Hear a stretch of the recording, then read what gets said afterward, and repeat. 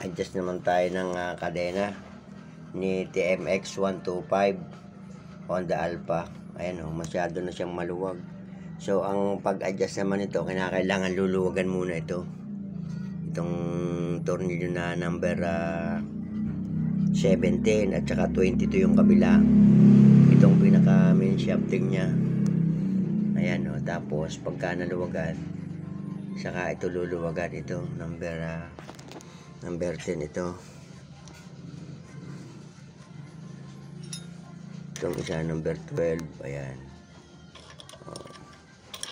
Ayan, ito muna luluwagan ito. Itong isa number 12 ito number 10. So kinakailangan ito hihilahin palikod. So ang pag-adjust nito, ayan, may gatla yan dyan, no? Ayan yung gatla. So kinakailangan kung ito ay nakapantay dito, yung kabila ganun din. Ayan, no? Kabilaan kasi ito eh. Yung kabila, halimbawa itong gatlang ito, nakalagay dyan at nakatama na yung kadena, yung ibig sabihin nakaayos na. Yung kabila ganun din, kaya ang pag-adjust nito, ito hindi bigla ikot lang ng dalawa tapos tingin dito sa kabila, kasi baka mamaya ito na dito sa number 6, kasi ito bali 6 yan, 1, 2, 3, 4, 5, 6. Baka mamaya pag-adjust itong pinakagatla dito sa mismong adjuster, yan napapunta dito, yan. Tapos yung isa naman ay na dito sa gitna, hindi balance. Kinakailangan kung nasa gitna ito nitong dalawang gatla na ito. Ganun din sa kabila. Kaya pag-adjust nito, ito paunti-unti rin, hindi pwedeng biglain. Pagka-adjust dito, adjust din sa kabila. Kailangan kung anong pantay sa kabila, ganun din dito. Isang halimbawa, nakaayos na, ganun ang pinaka, ano na niya, yung higpit. So, kailangan pantay. Ganun lang kasimple. Ito, pahila ito. Pahigpit, dapat pahigpit ito. Higpitan ito. Ayan, higpitan. Ayan, tapos yung kabila naman. Kagaya nito, nakagitna siya. Ayan, nakagitna dito. Ayan, nakagitna dito. Hindi pa masyadong mahigpit yan. Maluwag pa. Pupunta naman tayo sa kabila.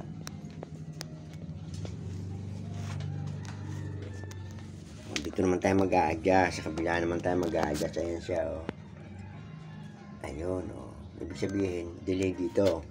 Mag-a-adjust naman tayo dito.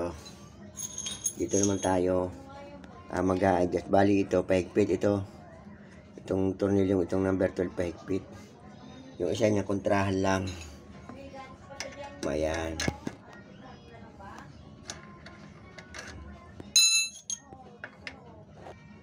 Ayan, pahigpit siya. Para pahila siya, pahila. So, dahil yapi. Ayan yung pinakagatla niya. Ayun, may gatlaan din siya doon. Kinakailangan, pareho doon sa kabila. Tatlong higpit doon. Yan, dito tayo rin. Ayun yung gatla niya. Nasa gitna nung pinakadulo. Yung dalawang gatla doon sa pinakadulo dito. Ayun, nakagitna. So, tingnan muna natin doon sa kadena kung okay na siya.